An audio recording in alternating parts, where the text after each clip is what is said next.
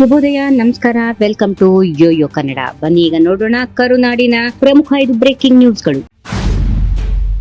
ಬೆಂಗಳೂರು ಚಿನ್ನಸ್ವಾಮಿ ಕ್ರೀಡಾಂಗಣದಲ್ಲಿ ನಡೆದ ಕಾಲ್ತುಳಿತ ಪ್ರಕರಣಕ್ಕೆ ಸಂಬಂಧಪಟ್ಟಂತೆ ಸಿಎಂ ಡಿಸಿಎಂ ರಾಜೀನಾಮೆಗೆ ಒತ್ತಾಯಿಸಿ ಇಂದು ಕೂಡ ಬಿಜೆಪಿ ನಾಯಕರು ಪ್ರತಿಭಟನೆ ನಡೆಸಿದ್ದಾರೆ. ವಿಧಾನಸೌಧದ ಗಾಂಧಿ ಪ್ರತಿಮೆಯ ಮುಂಭಾಗದಲ್ಲಿ ಪ್ರತಿಪಕ್ಷ ನಾಯಕ ಆರ್ ಅಶೋಕ್ ನೇತೃತ್ವದಲ್ಲಿ ಪ್ರತಿಭಟನೆ ನಡೆಸಿದ್ದು, ಬಿಜೆಪಿ ರಾಜ್ಯಾಧ್ಯಕ್ಷ ವಿಜೇಂದ್ರ, ಛಲವಾದಿ ನಾರಾಯಣಸ್ವಾಮಿ ಸೇರಿದಂತೆ ಅನೇಕ ನಾಯಕರು ಹಾಗೂ ಕಾರ್ಯಕರ್ತರು ಭಾಗಿಯಾಗಿದ್ದಾರೆ. ಚಿನ್ನಸ್ವಾಮಿ ಕ್ರೀಡಾಂಗಣದಲ್ಲಿ ಕಾಲ್ತುಳಿತಕ್ಕೆ ಸರ್ಕಾರವೇ ನೇರ ಹೊಣೆ. ಆರ್ಸಿಬಿಯ ಗೆಲುವಿನಲ್ಲಿ ತಮ್ಮ ಬೇಳೆ ಬೇಯಿಸಿಕೊಳ್ಳಲು ಹೋಗಿ ಈ ಅವಘಡ ಸಂಭವಿಸಿದೆ. ಈ ಕೂಡಲೇ CM Siddaramaiah, DCM DK Shivakumar, ಗೃಹ ಸಚಿವ ಜಿ ಪರಮೇಶ್ವರ್ ರಾಜೀನಾಮೆ ನೀಡಬೇಕೆಂದು ಒತ್ತಾಯಿಸಿದ್ದಾರೆ.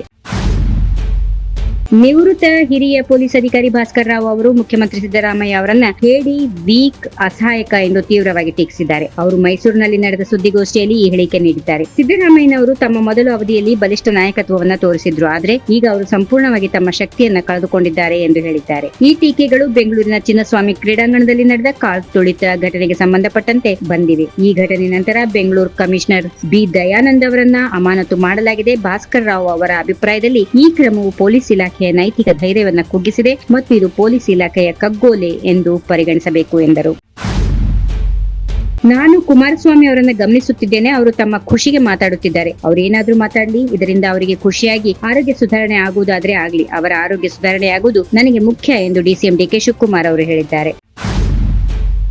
ಆರ್ಸಿಬಿ ವಿಜಯೋತ್ಸವದ ವೇಳೆ ಕಾಲ್ತುಳಿತದಿಂದ ಸಂಭವಿಸಿದ ಸಾವು ನೋವಿನ ನೇರ ಹೊಣೆಯನ್ನ ಸಿಎಂ ಸಿದ್ದರಾಮಯ್ಯ, ಡಿಕೆ ಶಿವಕುಮಾರ್ ಅವರೇ ಹೊರಬೇಕಿದೆ. ಅವರು ಅಧಿಕಾರಿಗಳ ಮೂತಿಗೆ ಒರೆಸದೆ ರಾಜೀನಾಮೆ ಕೊಡಬೇಕೆಂದು ಕೇಂದ್ರ ಸಚಿವೆ ಶೋಭಾ ಕರಂದ್ಲಾಜೆ ಅವರು ಆಗ್ರಹಿಸಿದ್ದಾರೆ. ಪಕ್ಷದ ಕಚೇರಿಯಲ್ಲಿ ಸುದ್ದಿಗೋಷ್ಠಿಯಲ್ಲಿ ಮಾತನಾಡಿದ ಅವರು, ಪ್ರತಿ ಬಾರಿಯೂ ಮೂಗು ತೂರಿಸುವ ಕಾಂಗ್ರೆಸ್ ಹೈಕಮಾಂಡ್ಗೆ ದಮ್ಮು ತಾಕತ್ತು ಇದ್ರೆ ಸಿಎಂ ಡಿಸಿಎಂ ಅವರ ರಾಜೀನಾಮೆ ನೀಡುವಂತೆ ಸೂಚಿಸಲಿ ಎಂದು ಚಾಲೆಂಜ್ ಮಾಡಿದ್ರು. ಪ್ರಕರಣದ ಕುರಿತು ಹೈಕೋರ್ಟಿನ ಹಾಲಿ ನ್ಯಾಯಮೂರ್ತಿಯಿಂದ ತನಿಖೆ ನಡೆಸಬೇಕು. ಯಾರ ತಪ್ಪೆಂಬುವುದು ಹೊರಬರಲಿ. ಪ್ರಕರಣದ ಬಗ್ಗೆ ಹೈಕೋರ್ಟ್ ಸ್ವಯಂ ಪ್ರೇರಿತವಾಗಿ ಪ್ರಕರಣ ದಾಖಲಿಸಿಕೊಂಡಿದೆ. ನೀವು ಯಾವುದೇ ನಿರ್ಧಾರ ಮಾಡಿದ್ರೂ ಅದಕ್ಕೆ ನಾವು ಸಿದ್ಧ ಎಂದು ಸರ್ಕಾರ ತಿಳಿಸಲಿ ಎಂದು ಸವಾಲೆಸೆದರು.